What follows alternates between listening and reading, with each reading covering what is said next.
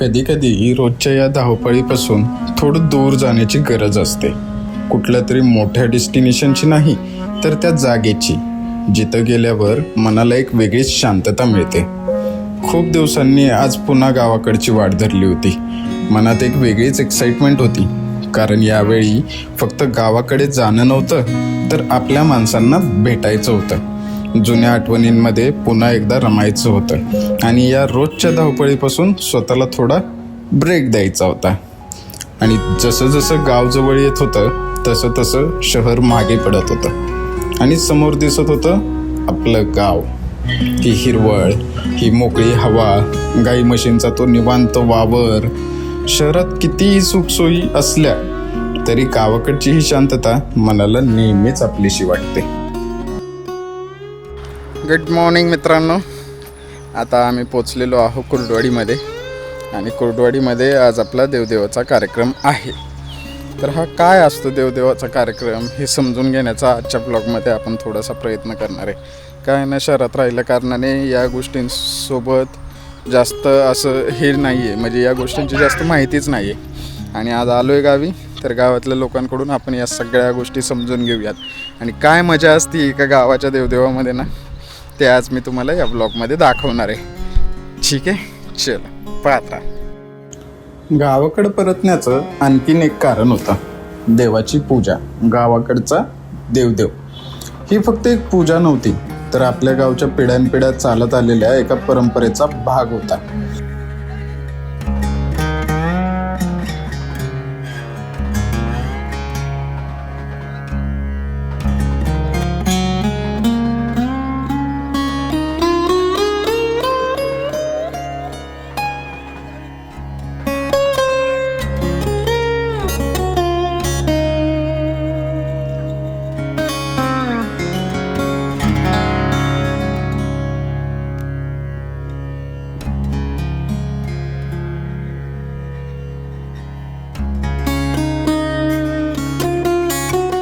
गावातली आपली माणसं, जवळचे नातेवाईक, पाहुणे सगळे एकत्र आले की या दिवसाला एक वेगळीच एनर्जी मिळते.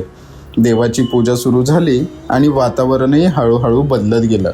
काही क्षण असे असतात ना, ज्यांना शब्दामध्ये मांडता येत नाही, फक्त त्या क्षणांचा अनुभव घ्यावा लागतो. काहींच्या अंगात देव येतो आणि त्या क्षणी प्रत्येकाच्या मनात एक वेगळीच श्रद्धा असते. कोणासाठी ही परंपरा, तर कोणासाठी ही श्रद्धा, तर कुणासाठी आपल्या मातीशी जोडलेली एक खूप जुनी आठवण. पण या सगळ्यांच्या पलीकडे एक गोष्ट मात्र नक्की, देवाच्या नावाखाली जेव्हा आपली सगळी माणसं एकत्र येतात तेव्हा गाव पुन्हा एकदा घरासारखं वाटायला लागतं.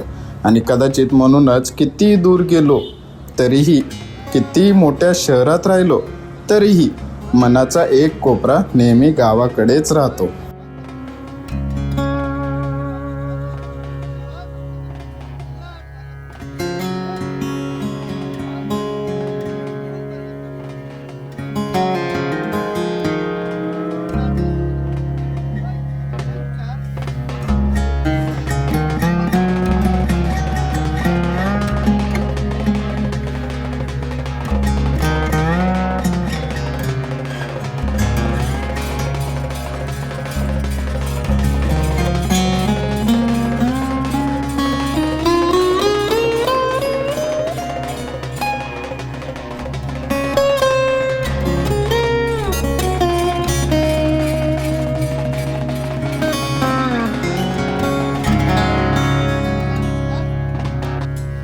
देव करताना मानाचे 5 देव आहेत आमचे, म्हणजे प्रत्येकांच्या घराची परंपरा वेगळी असते.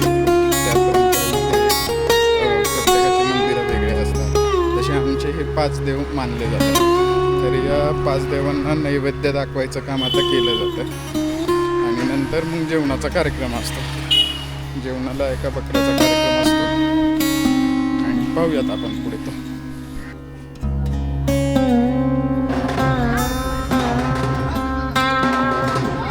पूजा आणि देवाचा निवेद दाखवून आल्यानंतर गावाकडच्या दिवसाचा रंग अजूनच खुलत गेला.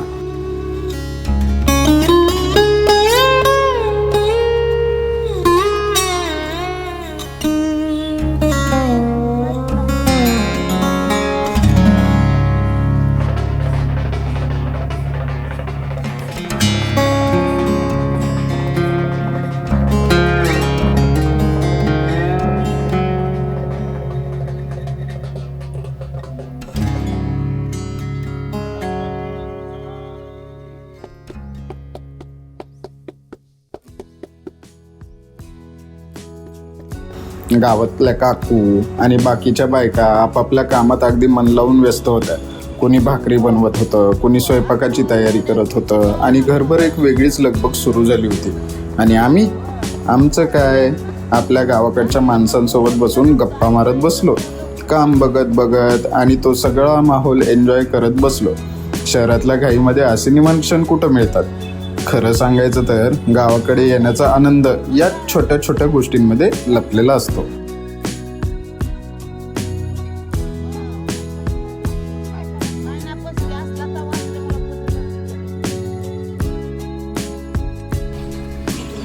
तर हा जो कार्यक्रम असतो ना देवदेवाचा, हा वर्षातून एकदा कार्यक्रम असतो आणि या कार्यक्रमासाठी सगळी भावकी एकत्र येते. म्हणजे ही गावची जत्रा नसून एका काय म्हणता येईल, एका परिवाराचा हा देवदेव आहे. ठीक आहे. तर या देवदेवासाठी आहे ना सगळीकडून लोक येतात. सगळीकडून म्हणजे आमचे पाहुणे रावळे जेवढ्या ठिकाणी असतील, पुणे मुंबई इकडं तिकडं जे काय असतील ते सगळेजण गावाला एकत्र येतात आणि एकत्र बसून मस्त गप्पा होतात, सगळ्या गोष्टी होतात. दुसऱ्या दिवशी मग देवदेव होतो. देवदेवाला आपण आधी जातो, आपले जे मानाचे दैवत आहेत त्यांना निवद वगैरे दाखवून येतो. त्यानंतर इकडं एक परंपरा आहे की दैत्यालाही निवद दाखवावा लागतो. त्याच्यासाठी एक बकरं असतं, मग ते बकऱ्याचं मटण सगळ्यांना खाऊ घातलं जातं. तर ही परंपरा आहे जी वर्षानुवर्ष चालत आलेली आहे. आत्ता आजींसोबत बसलो होतो आणि त्यांना विचारलं सहज की काय बाबा, का देवदेवाचं महत्त्व आहे, का करतो आपण देवदेव. तर त्यांनी सांगितलं की जे ते आपल्या आपल्या कामामध्ये असतं, तर वर्षातून एक दिवस तरी आपण देवासाठी काढला पाहिजे, देवाला नैवेद्य दाखवला पाहिजे, देवाची मंदिरं साफ केली पाहिजे. त्याच्यासाठी मेन तर आपण हा देवदेव करतो. कोणाचे नवस असतात, काय असतात, तर ते फेडण्यासाठी आपण नवस करतो. मग मी विचारलं की मटण का असतं मग देवाला तर मटण निवद म्हणून दाखवत नाही आपण. तर ह्याची पण स्टोरी अशी होती की निवदाला कधीच मटण नसतं, निवदाला पुरणपोळीचाच निवद असतो आणि जे मटण बनवलं जातं ते मटण बनवलं जातं दैत्यांसाठी. म्हणलं आता ही दैत्यांची काय स्टोरी. तर मग त्यांनी मला हे पण सांगितलं की दैत्य देवीसोबत हारले होते, म्हणजे दैत्याला मारलं होतं देवीनी आणि त्याचंच पश्चाताप म्हणून दैत्य म्हणला की मला तुझ्या चरणात जागा दे. मग त्यांनी दैत्याला चरणामध्ये जागा दिली आणि देवीनी सांगितलं की जेव्हा पण मला निवद दाखवलं जाईल तेव्हा तुला पण खायला प्यायला दिलं जाईल आणि त्याच्यासाठी हे मटणाचं काहीतरी असतं.